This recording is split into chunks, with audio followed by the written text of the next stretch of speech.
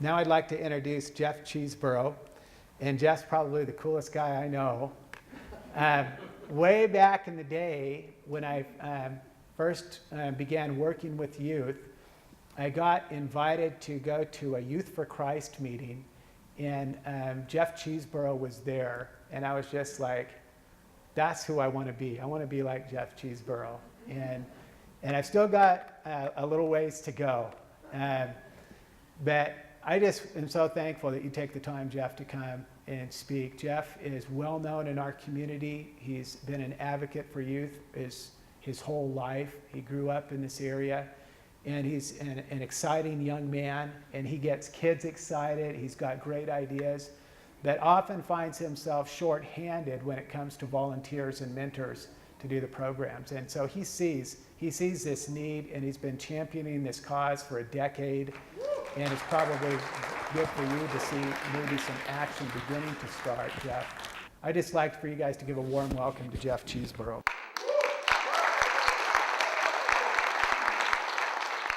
So my name is Jeff Cheeseborough, and I'm the chaplain at Kootenai County District 1 Juvenile Detention Center.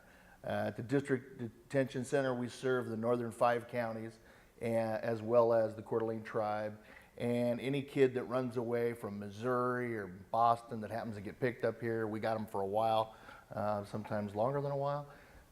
Kids that from throughout the state that may be coming through town, they get occasionally picked up and incarcerated, Spokane, wherever. Primarily northern 5 counties, and Tribe. I'd like to acknowledge a couple of people here that are very special to me that are involved in juvenile justice also. Alex Rowland. Alex, would you stand up?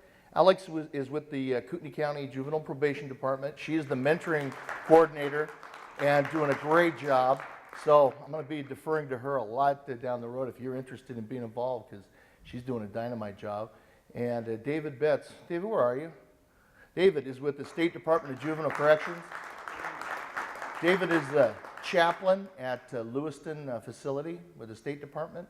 And you're all my heroes.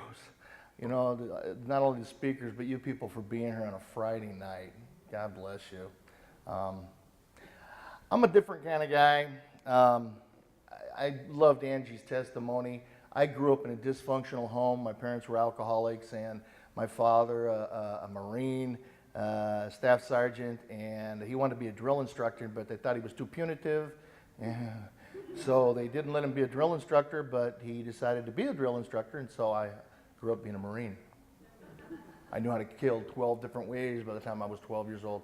And it's not good, you know, you shouldn't teach your kids that kind of stuff.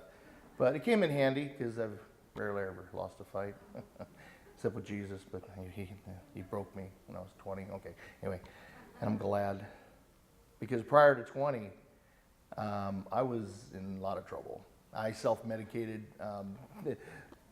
since being a bartender at 12 years old, right around there. Servicing the family, and became an alcoholic, but you know, that wasn't enough. That didn't do the trick. So I discovered marijuana, and after that, cocaine and everything else. And you know, what was I looking for? I was looking for reality. I was looking for pleasure. I was looking for something that I found out later on studying the Bible that God created us for, and that's for a blissful relationship with Him. Love is the greatest high there is, not methamphetamines. And I'm glad meth wasn't around the way it is now. When I was young, I'd been dead, or definitely in the prison system. I had an incredible rage problem growing up, damaged a lot of people, almost killed a couple guys, and that began my journey towards questioning what's wrong with me, because obviously something was wrong. I was hurting everyone. Became a burglar, burglarized homes, and was involved in that too long. And then decided to end my life. I found out from my older brothers, when I finally figured it out, that the truth in my upbringing was that I was a mistake. I was never supposed to have been born. My mom and dad believed that about me, so they communicated it to me. My mom didn't want to know me, and so I really had a problem growing up with, what are women about? I don't know, because my mother would never be close to me. So by the time I got through high school and I graduated, so much for a diploma. I'm sorry, I value it and it's wonderful and I'm all for education. But you know what? It didn't take much for me to get one. Maybe it's just because I was naturally talented in writing up 15-page essays that were full of nothing but fluff, but I got a D, I passed. Anyway, there are ways to cope in this world. And unfortunately, by the time I see kids as teenagers, they've already given up on anybody really caring too much, most of them. They've pursued, their prescription for happiness, which unfortunately gets incredibly bizarre because pleasure is what we're looking for. Everybody in this building is looking for a better life, a good life. And you know what? I hope you don't succeed in finding that until you found a better hope. Because when I look up here and see this Christian Community Coalition, I got to say, in this audience, not representing the county or the department in any way, but Jeff Cheeseborough as chaplain and son of our Creator, the way I read it, without Christ, without the gospel, without the love that our Heavenly Father created us for and to experience. I don't care if you're rich or educated or successful with relationships, because it means nothing. It means nothing. And so my conversations with kids center around Christ. I do it in ways that are creative and innovative because any conversation, I don't care what it's about, you give me something. Grasshopper, I'll lead it around to the gospel. Carpet, I'll lead it around to the gospel. We're spiritual beings. We're not just emotional and physical and relational and rational. We're spiritual beings. And kids quite often don't even know what they're searching for, especially when they get to be teenagers. There's a 13, 14-year-old, there's something going on there and their brains get scrambled. I don't know.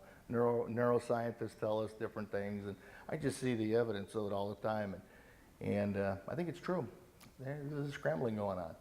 But they're searching to emerge, to be somebody. Well, who are they? It's a question they have all the time. This last year, we saw at Kootenai County Detention Center approximately 1,800 bookings. I haven't looked at the statistics yet, but it's around there. That makes up about 900 individual kids. 400 easily have been in there for the first time. It's a full lockup facility. We've only had one escape since it was created, and that was pretty spectacular. Incredible athlete, but he got caught again. I think he stole a bicycle or something. Anyway, but it is a full lockdown facility, and it's a frightening place to be if you're a kid. It's a very lonely place to be, locked up in a little cell for too many hours, in my opinion. But there's programming, and we try and get them out, and they go to school, and they get empathy groups and life skills and anger management and counseling from health and welfare, mental services, and a variety of people that care. And they're all good things, and they're all good people, and they contribute to a strong relationship that could be there supportively.